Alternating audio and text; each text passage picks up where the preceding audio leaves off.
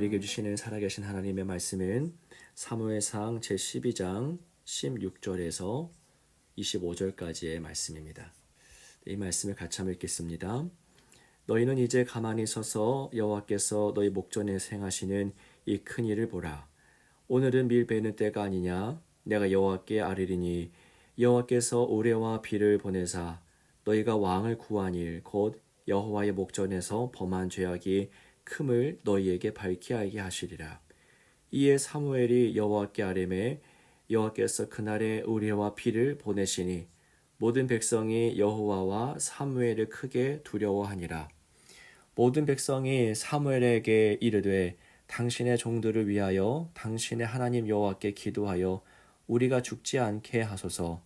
우리가 우리의 모든 죄에 왕을 구하는 악을 더하였나이다. 사무엘이 백성에게 이르되 두려워하지 말라. 너희가 과연 이 모든 악을 행하였으나 여호와를 따르는 데에서 돌아서지 말고 오직 너희의 마음을 다하여 여호와를 섬기라. 돌아서서 유익하게도 못하며 구원하지도 못하는 헛된 것을 따르지 말라. 그들은 헛되니라. 여호와께서는 너희를 자기 백성으로 삼으신 것을 기뻐하셨으므로 여호와께서는 그의 크신 이름을 위해서라도 자기 백성을 버리지 아니하실 것이요.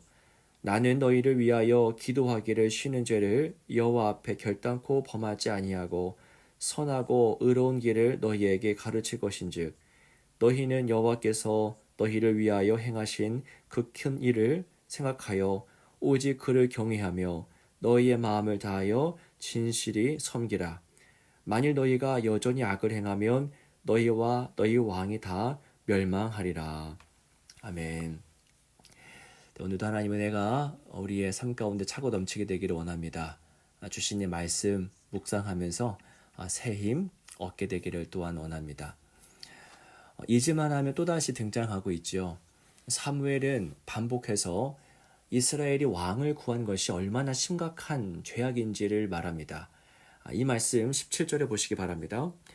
오늘은 밀 베는 때가 아니냐. 내가 여호와께 아뢰리니 여호와께서 우레와 비를 보내사 너희가 왕을 구한 일 곧 여호와의 목전에서 범한 죄악이 큼을 너희에게 밝히 알게 하시리라. 네, 때는 언제입니까? 밀 베는 시기였습니다. 밀 베는 시기를 왜 언급하고 있을까요? 밀 베는 시기는 건기입니다. 이 밀 베는 시기에 하나님은 우레와 비를 내리시죠. 밀 수확 기간은 건기인데 비가 오지 않은 때인데 하지만 하나님은 이때 큰 우레와 비를 내리십니다. 일종의 표징적인 사건인 것이죠. 19절의 말씀을 보시면은 우리가 우리의 모든 죄에 왕을 구하는 악을 더하였나이다 라고 고백합니다. 이 고백을 이제 사무엘이 한 게 아니라 이스라엘 백성들이 스스로의 입술로 자신들의 죄를 고백하는 것이죠. 밀 베는 시기에 내린 우레와 이 엄청난 비는 당시 이스라엘 사람들에게 충격적인 사건이었던 겁니다. 그들은 이런 기이한 모습을 바라보면서 자신들을 되돌아보게 되었습니다. 자신들의 죄를 더욱더 명확하게 볼 수 있게 된 겁니다. 왕을 구한 것이 얼마나 심각한 죄였는지 이전까지는 사무엘의 입술에서만 거론되었습니다. 사무엘만 반복해서 말했죠. 그러나 이 우레와 비 사건 앞에서 그들은 하나님의 경외, 하나님의 거룩을 보았고요. 이스라엘 백성들은 스스로 자신들의 죄악을 인정하고 고백하기 시작합니다. 여러분, 사람은 자신의 죄악을 스스로의 능력으로 깨닫지 못합니다. 스스로 고백할 수가 없습니다. 어떤 산에 들어가 수양을 한다 해도 그리고 수도원에 들어가 고행을 한다고 해도 자신의 죄성을 깨닫는 것이 아닙니다.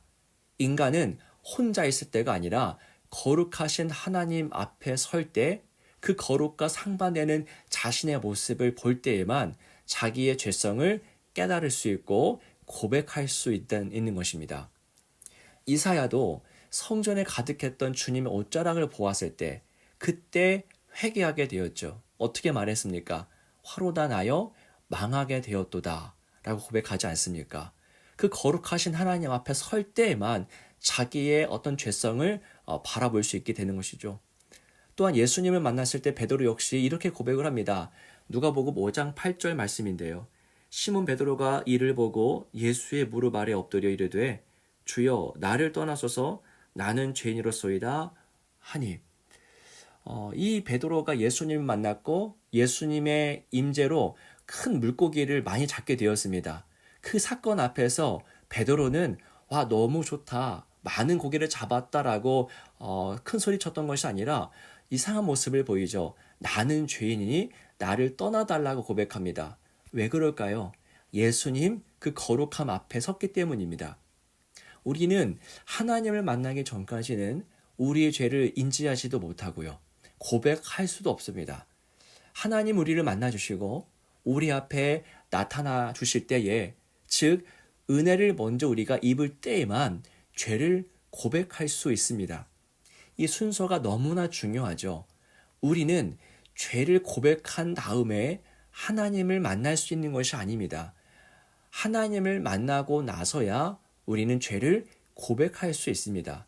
하나님을 만나지 않은 사람이, 은혜를 입지 않은 사람이 회개할 수가 없습니다.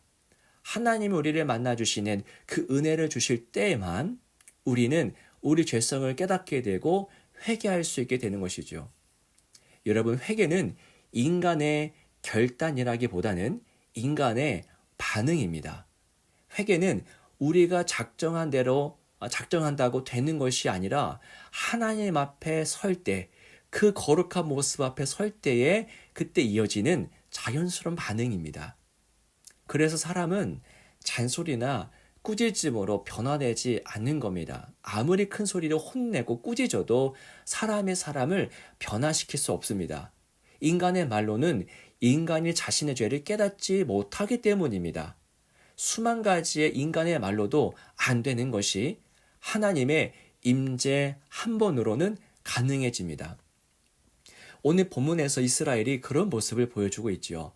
사무엘이 아무리 반복해서 말해도 자신들의 죄를 고백하지 못했던 이스라엘 백성들이 우레와 비를 통해서 드러난 하나님의 거룩과 하나님의 권능 앞에서 자신들의 죄를 철저하게 고백하게 됩니다. 여러분, 회개가 없는 신앙은 모조품입니다. 가짜입니다. 그건 알맹이가 없고 진정성이 없습니다. 부흥의 때는 언제나 회개의 때였습니다. 부흥은 회개로부터 시작되었습니다.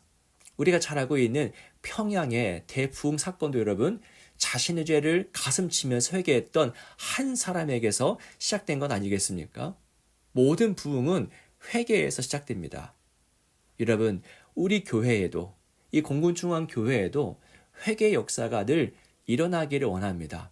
어떤 습관처럼 입술로만 고백하는 것이 아니라 우리 영혼에서부터 흘러나오는 회개의 고백이 있기를 원합니다. 하나님의 영광이 나타나서 우리의 죄성, 우리의 연약함을 고백하는 일들이 예배 때마다, 모일 때마다, 기도할 때마다 나타나야 되겠죠. 자신의 죄를 고백하는 사람은 남의 눈에 티를 보고서 큰 소리 치지 않습니다. 그게 안 됩니다. 큰 소리를 못 칩니다. 그럴 수가 없는 것이죠. 왜요?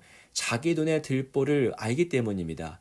자기 눈에 들보로 인해서 남을 비난할 수가 없습니다. 나의 의로움을 자랑할 수가 없습니다. 이게 진정한 하나님이 원하시는 겸손의 모습이겠죠. 자신의 죄인임을 알 때에 그때에만 우리는 겸손해집니다. 하나님 앞에서 겸손해지겠죠. 그래서 하나님을 향해서 고개를 숙이고 하나님의 말씀을 향해서 귀를 열게 됩니다. 하나님뿐만이 아니라 사람들 앞에서도 겸손해지죠. 그래서 나보다 남을 더 낮게, 더 좋게 여기게 됩니다. 이게 자기의 죄를 고백한 겸손한 사람들의 삶의 모습입니다. 하나님은 우리와 관계를 회복하고자 하실 때에 먼저 우리가 죄를 인정하도록 하십니다. 그래서 우리가 죄를 깊이 깨닫고 고백하는 것은 하나님의 은혜의 증거입니다. 죄를 깨닫게 되었을 때 나는 이제 망했구나가 아니라 하나님이 나를 만나고자 하시는구나 라고 우리는 깨달을 수 있겠죠. 세상에서는 자신의 죄를 드러내는 것은 실패입니다. 손가락질 받는 일이죠. 하지만 하나님 안에서 자신의 죄를 자각하고 고백하는 것은 구원의 시작점이 됩니다. 은혜의 시작이 되죠. 자신의 죄를 고백한 이스라엘 백성들에게 사무엘이 이렇게 말을 이어갑니다. 오늘 말씀 20절과 21절 말씀을 보시도록 하겠습니다. 사무엘이 백성에게 이르되 두려워하지 말라. 너희가 과연 이 모든 악을 행하였으나 여호와를 따르는 데에서 돌아서지 말고 오직 너희의 마음을 다하여 여호와를 섬기라. 돌아서서 유익하게도 못하며 구원하지도 못하는 헛된 것을 따르지 말라. 그들은 헛되니라. 네, 어떤 내용입니까? 죄를 고백했죠. 우리가 죄를 지었습니다 라고 고백한 그 이스라엘 백성들에게 사무엘은 그렇다면 너희들이 죄를 고백했다면 이제 그에 상응하는 삶을 살라고 당부하는 내용이 20절과 21절 말씀입니다. 즉 회개에 합당한 열매를 맺으라는 것이죠. 입술의 고백은 삶의 변화로 이어져야 합니다.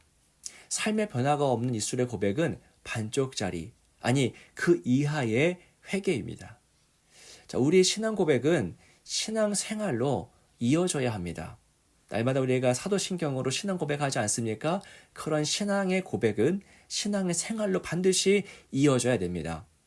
우리의 소유를 사용하는 방식에서 그 모든 영역에서 변화가 나타나야 되겠죠. 우리의 시간, 우리의 돈, 우리의 모든 인간관계, 우리의 역량, 우리의 모든 지위, 이것들을 사용할 때 세상과 우리의 삶에서 차이점이 있어야 됩니다. 이 모든 것들을 사용할 때에 우리의 신앙이 나타나야 되겠죠. 참된 신앙 고백은 변화된 삶으로 이어지게 되어 있습니다. 사랑하는 여러분, 하나님은 우리를 가꾸시고 성장시키시고 또한 이끄시기를 바라고 계십니다. 자, 이런 삶을 시작하는 시작점이 무엇입니까? 오늘 본문에 나와 있듯이 자기 죄를 고백하는 것, 회개하는 것입니다. 하나님의 영광 앞에 서서 우리 속에 있는 우리도 미처 깨닫지 못했던 죄악을 고백하며 다 토해내며 하나님과의 관계가 다시 한번 깊어지게 되기를 주의 이름으로 축원합니다. 기도하겠습니다. 살아계신 주 하나님 아버지, 우리를 더 만나고 싶어 하실 때에 하나님은 우리에게 회개하는 마음, 죄를 고백하는 마음을 주십니다. 하나님, 우리 공군중앙교회가 예배드릴 때마다, 기도할 때마다, 하나님 앞에 무릎 꿇을 때마다, 그리고 이 새벽 시간에 함께 깨어서 기도할 때마다 하나님의 거룩하심 앞에 서서 두려워 떨며 우리의 죄성을 고백하는 그런 신앙이 될 수 있기를 간절히 원합니다. 고백한 대로 살아가는 그런 인생 될 수 있게 해주시고, 그래서 세상의 빛과 소금의 역할을 잘 감당하는 공군중앙교회가 될 수 있도록 은혜를 베풀어 주옵소서. 오늘도 우리와 함께하여 주옵소서. 주 예수 그리스도의 이름으로 간절히 기도하옵나이다. 아멘.